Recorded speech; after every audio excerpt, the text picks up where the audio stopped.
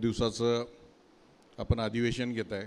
मनापासून संदीपजी आणि त्यांच्या सर्व सहकाऱ्यांचं कौतुक करतो, अभिनंदन करतो।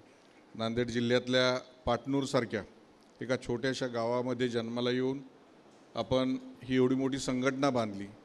मागच्या वर्षी बारामतीला आपलं अधिवेशन होतं, त्याही अधिवेशनाला मी आलो होतो आणि भाऊंसारखे दोन्ही भाऊ इथं उपस्थित आहेत।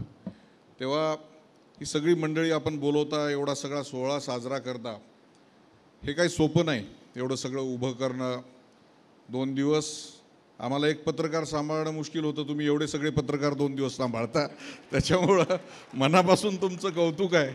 आणि निश्चित मी दोन्ही भाऊंची मुलाखत प्रसन्नजी घेत असताना मी आलो, त्यांनी जे काही विचार मांडले हे विचार अतिशय महत्त्वाचे होते आणि ते विचार घेऊन हा केवळ सोहळा न राहता काहीतरी घेऊन आपण गावाकडे जाणार आहात, त्यासाठी मनापासून आपल्याला शुभेच्छा देतो।